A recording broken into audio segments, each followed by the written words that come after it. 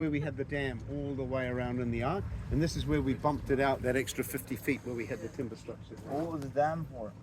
To dig behind to find artifacts. Oh, it was a man-made dam. Yeah. Yeah, the speculation is that they would have built that to create flood tunnels for the money pit. System. So That's they where were they lined with coconut fiber to allow the water through, but not the silt and the sediment. And so that there, that's the digger that'll feed the hopper from the money pit area. And that flat area where the hose is, that was where Billy had his digger almost upside down. And that was looking for those flood tunnel systems. He found some of them, yes. So this is all from the money pit area that Yes. they're filtering. So they filled it over there, they put it in there, and they shake it looking for artifacts. Everything collapsed when Buddy was strip mining it back in the day in the 70s, Robert Dunfield. So where would Frog Island be? Frog Island's right there, Daniel. So the apex of the Oak Island triangle is Apple Island. The left-hand side is Frog Island, and the right-hand side is Oak Island itself. And this here, this is Isaac's Point, and you'll see the big retaining walls Billy's put here, and that's to stop Oak Island from vanishing as well. So you can see here where that rock is all the way back to the island. We've lost over 300 feet of Oak Island. And 218 feet of that was in Hurricane Dorian. So that's 2,000 years of erosion of Oak Island vanished there. And so that's why when we go around Isaac Point here, you see the shiny water ahead. That's why we're going to give that a wide berth, because that's all rocks underneath, very shallow, because that used to be part of Oak Island. So when I said Oak Island doesn't look like it did back in the old days, that's because it's changed. Some people say that's impossible, but we're seeing all the other islands vanish as well. If you look at these islands, all the northwestern faces are changing. And you see, for centuries, what we had is a thing called the trade winds. So those trade winds were a cyclic wind pattern in the North Atlantic. The northeast wind would bring the trading and the pirate ships down from France, Portugal, Spain, England, all the way down to the Caribbean and South America, where they raided the indigenous people for the emeralds in Colombia, the gold and the silver in Bolivia and Peru. And then the hurricane winds, the southwest winds, would bring them all the way back to Europe. And so that cyclic pattern in the North Atlantic, the glue that held that together was our cold North Atlantic water. But now we don't have that cold water anymore, you just felt. So the winds are moving inland. And as they do, we're getting hit with the opposite wind, the northwest. And Mother Nature's not used to that.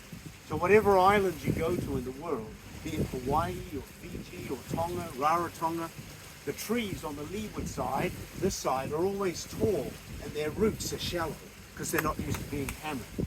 Where on the windward side, the trees are short and stocky and their roots grow deep, like these ones here, because they are used to being hammered. So when Dorian and Fiona hit us from the other side, Mother Nature wasn't prepared, and it leveled those trees. And not just here, up in Pictou, Fox Harbour, and all the other islands you see that vanished. I don't want my wife to be short and stocky. I should stop hammering her. Rob. I totally agree. So there, you see that depression in the trees? That's where we talked about the cave-in pit before. That's where those guys died, Robert Restel and the Kaisers. And that's where your curse comes from. You know, that's where 6 people died. And she said, 6 people have died on this island. How many more have to die? Did 7 have to die? And so obviously the TV people made it into the curse of Oak Island. Okay, why have to sacrifice Dan to make the treasure thing happen? Yeah, let's go. We can find I'll take it for the team. Just make it quick. Are all these boulders lined up with island? No, that was put there by Billy Gearhart. So you're bringing them in from another place? Yep, from all over. The quarries around Nova Scotia, there's granite everywhere. And you'll see big granite boulders all over the place. But you got to remember, we've been filming this now for 12 years. If you told me 12 years ago that I would still be on this island, I would have said you were crazy. But here I am. And I am so grateful for it. It's changed my whole family's life. Now my daughter gets to come out with me. She's diving with me. and she did her movie debut on Sunday. So she was filming a TV show called Ocean Playground. And so it's all about young girls in the ocean out here. They're trying to get females into the marine industry. What do you do in the winter? In the winter I still dive. You know, I just have a dry suit on. But the winter is the best time to dive, and the reason being is because with the cold water, all the plankton and the algae die off and goes to the bottom, so it's crystal clear. It's just bloody cold. So this here, this is the swamp area behind that wall where the car's going at the moment. You see that SUV? Another excavator there. And so that's the swamp on the behind the car there. We were just on the other side of all that. Correct. Yeah.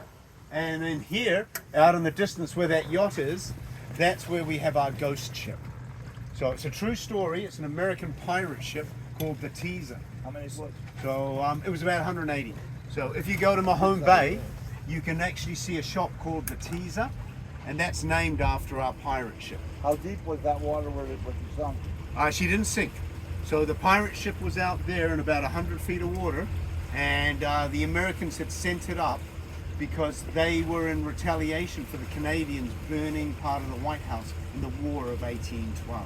They blew it up. So they sent up two ships, the Teaser and the Young Teaser, and the Teaser was burned to the waterline, and the Young Teaser they found out there. So the British sent out two frigates, HMS Hogue and HMS Orpheus. And as they approached, there was a man on board the Young Teaser, an American privateer that had already been warned by the government. And if you were caught a second time, you weren't given a warning.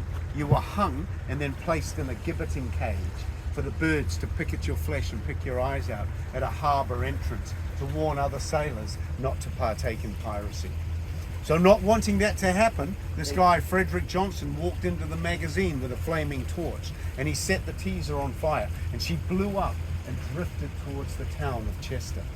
And so when that sea fog rolls in, like it might do tonight, people say they see a glowing ship drifting towards Chester. And that was in and around 1812, you said? 1813, 26th of June, 1813. And I believe if you go to the Mug and Anchor pub tonight, the more dark and stormy rums you drink, the better your chance of seeing that ghost ship come along. Fuck, I am down. So this here is the Money Pit area, guys. This is where it all started in 1795. And there was never any money in that thing. Not yet. I like that. Yes. Now they got it. Did they see it on season 12? But, I mean, artifacts have been found in the Money Pit area dating all the way back to 1795. So they found coins and part of a gold chain. They found earthenware, packed clay, a booby trap system, and every 10 feet was a platform of oak logs. And so until they got to 90 feet, and that was where they came across a strange stone, they called the 90-foot stone, with unusual writing. But nobody ever found it again. And nobody, it was placed in Halifax on display. Some people say to raise money for the treasure hunt back in those days, and then it was lost from there. Oh, so they got big boy casings. Yep, so the big casings are there. Going at that again. They haven't given up. And so you'll see a huge platform there being put together. Isn't all the gold like down near the garden shack? That's one theory, but as I said before, there's so many theories. Some people say that's where the real entrance to the Money Pit is. Some people say it's in the swamp. You know, that it's tunnels that were covered up, and then they made their exit out of the Money Pit area. Because you see, the Money Pit was never created digging down. The Money Pit was created when you came out. So you see what they did was they came out of the hole and then filled it in with soil and rock. Who are the big cylinders for? They say hi. Right? What's those big round cylinders? What are they for? So they dig it and they empty it out with a big cloth. So again, if you look over the side, guys, Instead of just showing you'll it. see we're only in 9 feet of water. So again, not deep enough for a treasure ship to come in here. It would have to be a Viking ship, a caravel, a pianga, or a small scoop or sling. What's the draft on this? This one here, about 18 inches. But if you go to London, if you go to Portsmouth, you guys were in Portsmouth, eh? Yeah. So you saw the ship HMS Victory? Yes, sir. Okay, so the Victory is the oldest commissioned warship in the world, Lord Nelson's ship, and it draws 28 feet of water. So you would, as a captain of that ship, you would not bring that anywhere near here. You would leave it offshore and send the small boats in. If you lost that ship through a screw up, it would be your head. Yeah, you go to So, South Africa, stay there. Is that a giant crane? Yep, it's a giant crane. And that's to build their platform? And no, that's being put together now. So you can see it came in pieces. So they're actually putting it together. So there's no way you'd get that across the causeway. It's way too big. So they had to bring it in, take it to pieces, and then reassemble it. Is it going to be a permanent installation, or are you just renting it for a certain time? No, that's probably that'll be a rented unit, or it could Okay. belong to another company. The guys on the island don't own it. You got some serious work going on So there. where that yellow Over this rafter is, that's where Yes, if we could just say that. the tunnel is, or the shaft. The shaft's all the way up there, but what you're talking about, the garden shaft, is behind that digger. Like, where the digger's moving now? Yep, it's behind that. Okay.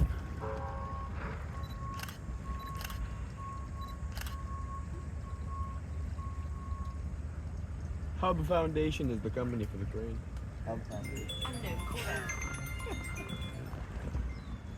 And so here, this is where you'll see that yellow pump. So that's the pump we use to pump the swamp out. So it would be over here is where they found the road. Yep, by the blue tarpaulin. Yeah. So, and that came all the way down here to the shoreline.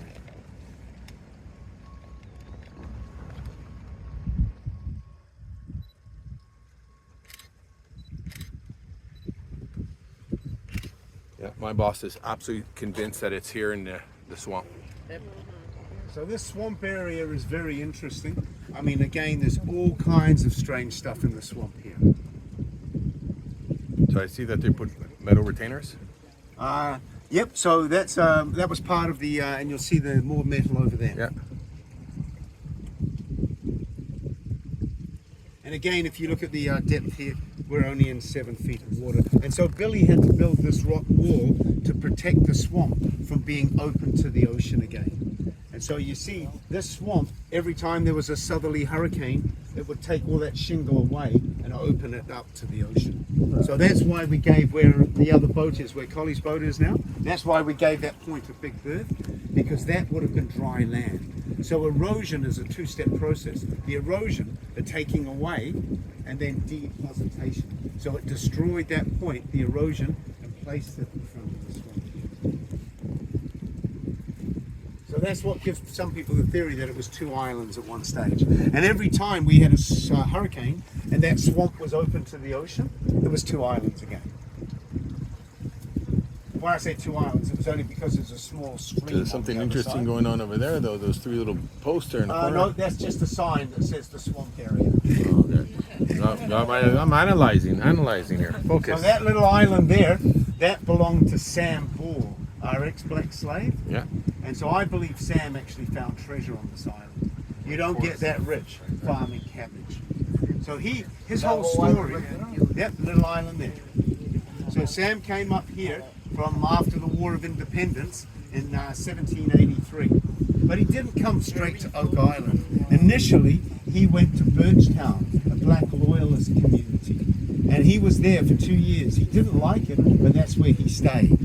And from the next thing he did was something very unusual. Instead of taking the 4 acres of land the British government would have given him as a black loyalist, he didn't. He came all the way up here and he bought lot 25 on the other side of this point, next door to an American pirate called Captain James Anderson. And from farming 4 acres of cabbage, he made enough money to buy another 7 4-acre lots on this island. He then bought his own island, Sam's Island. He had a maid for his wife Mary and a manservant for himself. He had land on the mainland, all from farming cabbage. You couldn't get that today farming all those acres of marijuana, let alone cabbage. So that's why I believe Sam found treasure on Oak Island. And after Sam had been on this island for 35 years, he finally asked the British, he said, "Oi, give me that 4 acres you own." And instead of asking for 4 acres of fertile farmland on the mainland, he asked for lot 32 here in the swamp area. Why would you do that unless you knew something about Oak Island? Yep. Well, and just Google it. Just Google Oak Island lots and Sam Ball, and you can see what numbers Sam owned. Yeah, well, on Google Maps it shows you there's a pointer of Sam Ball's lot. Yeah. And so at the end, he owned 9 lots. It's right here, Samuel Ball lots. So I told you to do a lot of Googling. So there you can see those cranes working right up there now, and that big crane getting put together. That's a big crane, man. So all kinds of stuff happening in the Money Pit area this year, guys. In fact, there's all kinds of stuff happening all over the island, as you've seen. It's a really big season.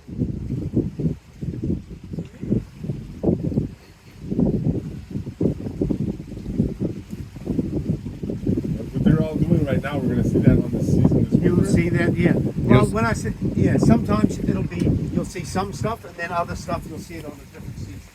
So I've got no idea when they film stuff, when it's going to show up. See, what they do is they film us doing our jobs. So they film me diving and Gary metal detecting, and it's thousands of hours of filming. And then they send it all the way to LA, and they cut it up and make a TV show. And so we've got no idea what's going to be where. Based in LA?